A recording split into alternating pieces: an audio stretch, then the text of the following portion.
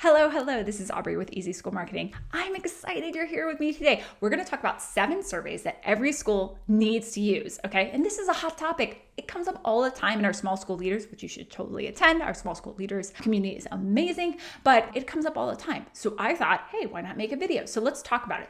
Why do surveys? You should definitely do them annually, every year. Be consistent with the surveys that you're producing so you can benchmark data and you can actually look at things that you need to improve. Are they improving from last year? The data is really important and so helpful to schools. And surveys are not difficult to execute once you put them together. I always suggest that the majority of your surveys are anonymous. Also, surveys give parents a feedback outlet. Like some parents like to talk to you about what they're feeling. A lot of parents want to be anonymous and just tell you via survey what they actually are thinking because they don't want the repercussion of saying it in person.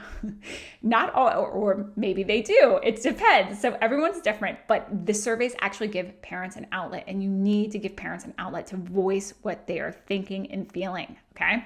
All right. So survey number 1, new family survey. Absolutely. Should definitely go out. You want to know how the new family acclimated to the school. Were the events you hosted effective, and helpful? Did, if you're running an ambassador program, did that help? Did the family find the admissions process easy or difficult? Or were there challenges along the way? There's so much that would be good to ask new families while it's still fresh in their mind, right?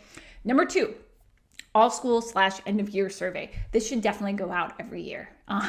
You want to know what people thought about during the year. You can talk about your communications, your events, your everything.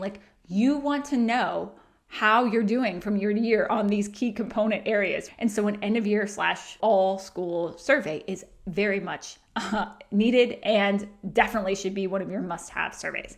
Number 3, student surveys. So this is usually middle school, high school. So student surveys are really important now. Sometimes they need to be incentivized because students really don't like filling out surveys just for the joy of it, but the data you can glean from it is key. And one of the surveys that we were working on with one of our clients revealed, it was a middle school survey, and it actually revealed to them that a lot of their students were looking elsewhere for high school. And they were able to figure out, they were looking for these components in a high school, and here's where we could improve. And here are actually the high school competitors that they're looking at. So it was valuable information and actually helped them retain a few students they probably would have lost if they hadn't run that survey. Okay, so student surveys are important.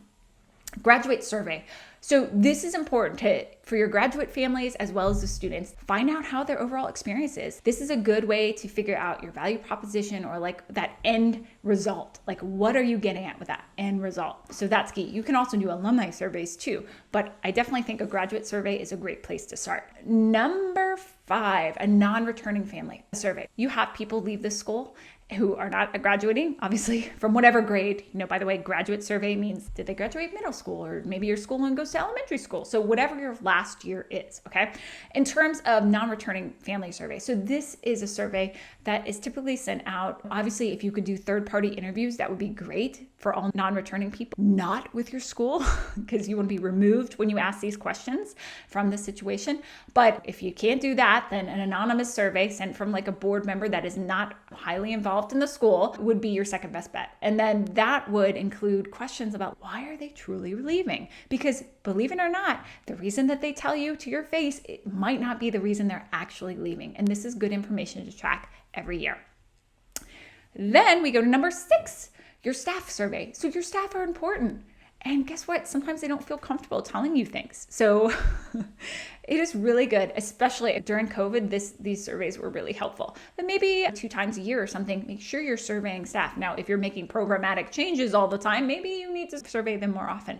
But give them a way to voice what's on their mind, right? Obviously, your door is always open and you want them to come talk to you, but you also need to give them this outlet. And then the 7th one, final one, is after tour, after a visit, after open house survey. And sometimes these need to be incentivized to get more people to fill them out, but is really good to find out what did you not cover on the tour that they wanted to know? What did they think of your school? What are their first impressions? All these sorts of things you can ask. You're getting the data to help you improve. And that is key because it's going to help eventually attract and convert more people in the future. So I hope this was helpful to you. If you have any questions, let me know. And I'd love to connect with you at LinkedIn, Aubrey Bursch. And also you can email me at aubrey@easyschoolmarketing.com. I look forward to chatting with you soon.